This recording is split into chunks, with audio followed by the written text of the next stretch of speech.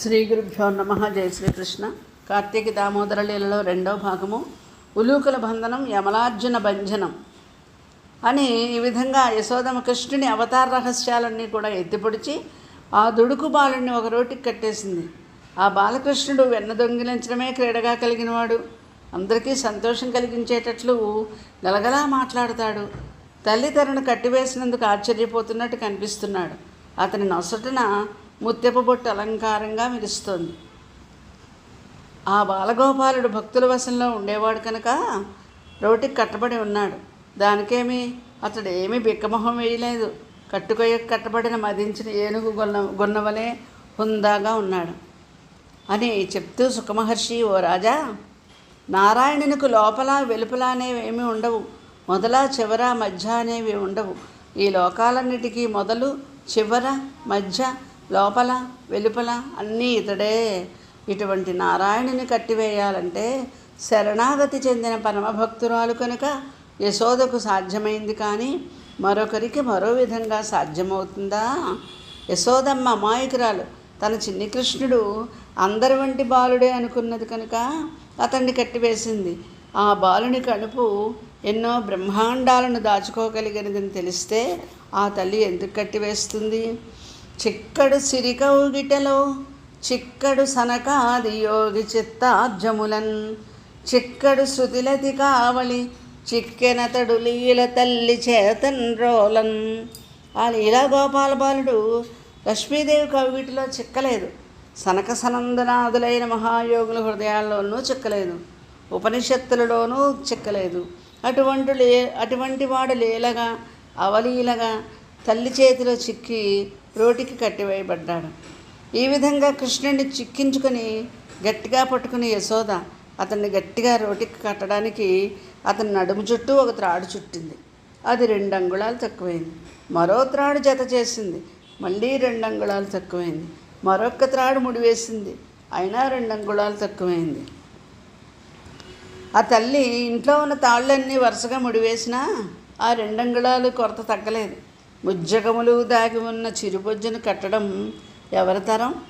తజ్జనని లోగిటంకల రజ్జు పరంపరల క్రమ్మరన్ సుతు కట్టన్ బొజ్జ తిరిగి రాదయ్యే జగజ్జాలములున్న బొజ్జ కట్టన్ వశమే. అప్పుడు ఆ వింతను పిల్లవాడిని చూసి ఆ వింతను చూసి యశోద కాదు గోపికలు కూడా ఆశ్చర్యపోయారు. పాపం ఈ శ్రమ వలన యశోదాదేవికి శరీరమంతా చెమటలు పట్టి అలసిపోయింది. తంటాలు పడుతుంది. నల్లనయ్యని కట్టేయాలి, ఈ అల్లరి మాన్పించాలి అని. అటువంటి తల్లిని కృష్ణుడు ఒకసారి చూశాడు. భగవంతుని యొక్క కటాక్షం భక్త సులభుడు ఎందుకయ్యాడంటే, అలాగ బంధ విమోచనుడీసుడు బంధింప పెనంగు జనని పాటోర్చి సుహృద్బంధుడు కావున జననీ బంధంబున కట్టుబడియే పాటించి నృపా. అమ్మకేసి చూశాడు. అయ్యో శ్రీహరి, ఈ కృష్ణుడు భవబంధాలను తొలగించి మోక్షాన్ని ఇచ్చేవాడు. అటువంటి ఆయన ఇప్పుడు కన్నతల్లి యొక్క కష్టం చూడలేక ఆమె కట్టుతున్న త్రాటికి కట్టుబడిపోయాడు. అతడు ఆప్తులైన వారికి ఆత్మబంధువు కదా. సంగడి తిరిగడి శంభుడు అంగాశ్రయైన సిరియు ఆత్మజుడై ఉప్పంగడి పద్మజుడును గోపాంగన క్రియ కరుణవడయరు అఖిలేశ్వరు జయన్. ఆయన దగ్గరలో ఉండేటువంటి దేవతలందరూ, ఈశ్వరుడు కానీ ఇంద్రుడు కానీ ఇటువంటి వారు, ఆయనలో కలిసి ఉన్నటువంటి లక్ష్మీదేవి కానీ, ఆయనకు కుమారుడు బ్రహ్మగారు కానీ యశోదమ్మ పొందినంత అదృష్టాన్ని ఎవరూ పొందలేదట. అంత అదృష్టాన్ని యశోద పొందింది. భగవంతుడినే బంధ విమోచనుడు, బంధాలు త్రెంపేటువంటి ఆయనను బంధింపగలిగింది.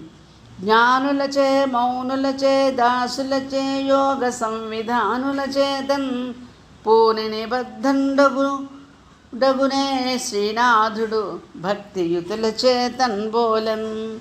భక్తులకు పట్టుబడినట్లుగా భగవంతుడు జ్ఞానులకు కానీ మౌనులకు కానీ దానపరులకు కానీ యోగీశ్వరులకు కానీ పట్టుబడ్డు కదా. యశోదాదేవి కృష్ణుడిని అలా రోటికి కట్టివేసి ఇంటి పనుల్లో మునిగిపోయింది. ఈయన బాలకృష్ణుడు పెరట్లో ఉన్న 2 పెద్ద పెద్ద మద్ది చెట్లను చూశాడు. వాళ్ళు నలకోబరుడు మణిగ్రీవుడు అనేవారు. నారదుని శాపం వలన ఆ మద్ది చెట్లు చాలా కాలం నుంచి పడి ఉన్నాయి. వారిద్దరిని చూచి కృష్ణుడు రోలు ఈడ్చుకుంటూ ఆ చెట్ల దగ్గరికి వెళ్ళాడు. ఇలా చెప్పిన వెంటనే పరీక్ష మహారాజు అడుగుతున్నారు, మహాయోగులందరూ నిన్ను ఆరాధిస్తూ ఉంటారు, నీవే నా సంశయాలు తొలగించగలవు, ఆ యక్షులు నారదుని ఎందుకు శపించాడు అని ఇక్కడ నలకూబర మణిగ్రీవుల యొక్క వృత్తాంతం కూడా ఉందనుకోండి దామోదర లీలలో. ఆ విషయాన్ని సుఖమహర్షి ద్వారా ఆయన తెలుసుకోవడం జరిగింది. నారద మహర్షి ఇచ్చినటువంటి శాపం వలన నలకూబర మణిగ్రీవులు ఇద్దరు కూడా ఇక్కడ నల్ల మద్ది చెట్ల వలె ఉన్నారు. ఈ టక్కుల మారి అయినటువంటి ముద్దుకృష్ణుడు ఆ మద్ది చెట్లను కూల్చివేయాలి, వాళ్ళకి శాప విమోచనం ఇవ్వాలి అని సంకల్పించుకున్నాడు.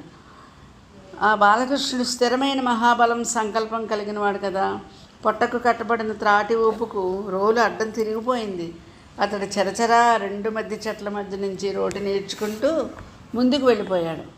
బాలుడు రోలడ్డము దివ మూలంబులు వెకలి విటపములు విరిగి మహాభీలధ్వని కూలెను శాపాలస్య వివర్జనములు యమలార్జునముల్. బాలుడు రోలు అడ్డం త్రిప్పిగా లాగ్గానే ఆ మద్ది చెట్లు 2 వేళ్లతో సహా పెకలించుకుని పోయి కొమ్మలు విరుగుతూ మహాభయంకరమైన ధ్వనితో నేల కూలిపోయాయి. చాలా కాలం తర్వాత ఆ నలకూబర మణిగ్రీవులకి ఈ విధంగా శాప విముక్తి అయింది. వాళ్ళు ప్రత్యక్షమై భక్తులందరినీ రక్షించే బాలకృష్ణునికి తలవంచి నమస్కారం చేసి, బాలుడవే నీవు పరుడవనాలంబుడవు అధిక యోగివి ఆజ్జుడవు తను స్థూల ఆకృతియగు విశ్వము నీ లీలారూపమండ్రు నిపుణులు కృష్ణ. నీవు బాలుడవా? కాదు పరబ్రహ్మవు. నీకు నీవే కాని వేరే ఆధారం అక్కరలేనివాడవు.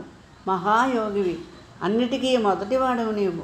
అత్యంత సూక్ష్మం నుండి అతి స్థూలం వరకు ఈ విశ్వమంతా నీదే అని, ఈ లోకాలన్నింటినీ సృష్టించడానికి రక్షించడానికి అవతరించావయ్యా, నీవు ఈ అంతటికీ ఈశ్వరుడువు అని పరిపరి విధాలుగా నలకూబర మణిగ్రీవులు ఆ భగవంతుడైన కృష్ణ పరమాత్మను స్తుతిస్తూ ఇలా అంటున్నారు.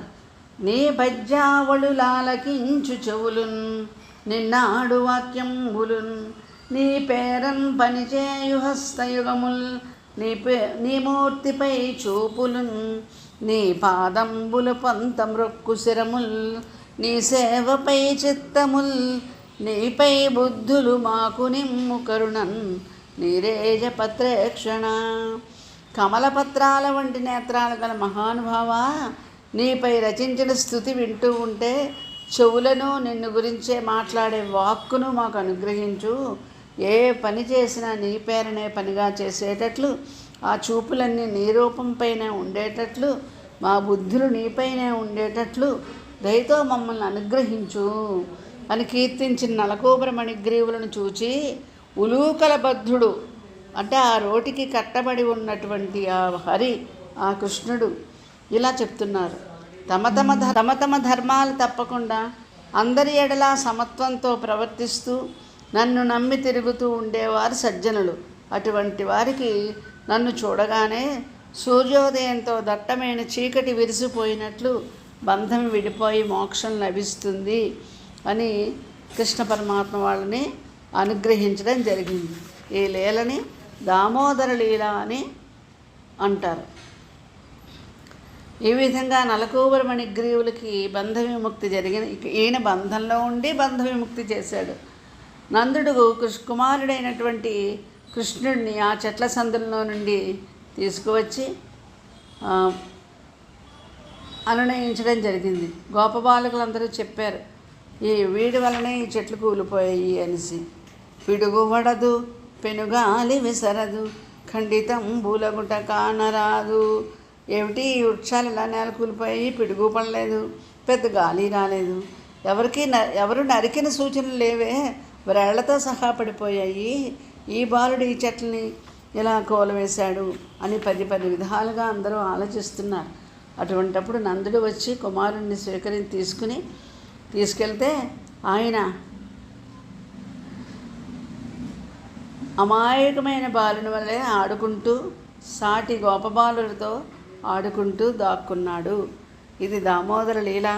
కార్తీక మాసంలో వినడం వలన చాలా పుణ్యం లభిస్తుంది. అటువంటి మహత్తరమైన భాగవత అంతర్గతమైనటువంటి దామోదర లీలని మనం 2 భాగాలుగా చెప్పుకోవడం జరిగింది. అందరికీ కూడా శ్రీకృష్ణ పరమాత్మ యొక్క అనుగ్రహం లభించుగాక. సర్వం శ్రీకృష్ణార్పణమస్తు.